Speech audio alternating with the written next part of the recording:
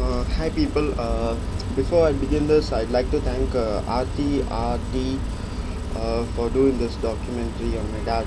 I don't know much about her, but still I'm very grateful to her for what she's doing right now.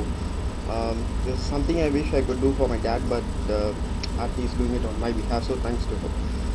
And talking about my dad, ரெண்டு விஷயம் ஞாபகம் வரும். One is that Sunday sweets and second one is the cricket ball.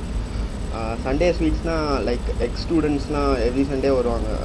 ஏதோ ஸ்வீட்லாம் எடுத்துகிட்டு வந்துட்டு எல்லாருக்கும் கொடுத்துட்டு they pleasures like saying like saying good things about my dad. So எல்லா வீக்கெண்டும் இந்த மாதிரி ஓசி ஸ்வீட்டு எல்லாமே கிடைக்கும். And second thing is like cricket ball. I think அப்பா ரிட்டையர் ஆனதுக்கப்புறம் ஒரு விஷயம் மிஸ் பண்ணுவாங்க, லைக் ஹி மிஸ் கிரிக்கெட்.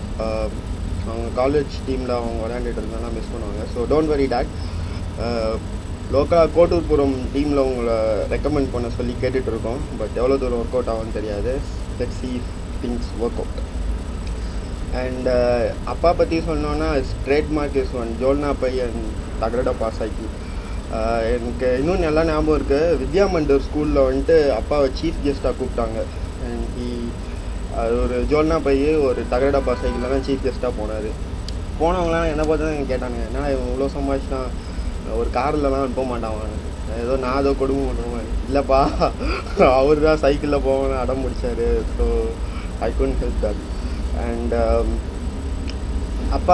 அப்பா பற்றி சொன்னோன்னா இட்ஸ் லைக் மேபி அவரோட காலேஜ் கவலை என்ன இருக்கலாம், something like position, power, whatever and so on. என்னோட பாயிண்ட் என்ன, dad doesn't have to worry about all that. எனக்கெலாம் நான் இன்னும் 20 வருஷம் கழிச்சு சோழிங்கநல்லூரில் ஒரு 2 வீடு வாங்கிக்கலாம், தாம்பரமில் ஒரு ஏக்கர் கிரவுண்ட் ஒரு இடம் வாங்கிக்கலாம்.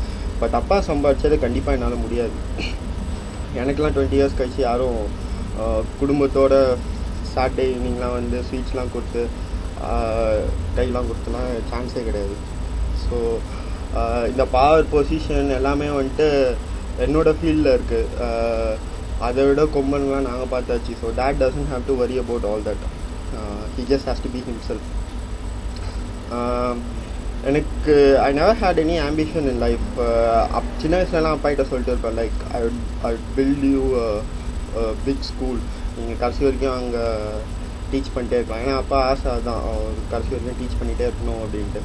பட் ஸ்கூலெல்லாம் கட்டி கொடுக்க முடியுமான்னு இப்போதைக்கு தெரியல. போகிற போக்கு பார்த்தா அதெல்லாம் முடியாது போல். பட் அதுக்கான ஆல்டர்னேட் நான் ஏதாச்சும் யோசிக்கிறேன்ப்பா, கவலைப்படாதீங்க. And I'd like to thank that because every thing has been very easy in my life. I never struggle for any thing.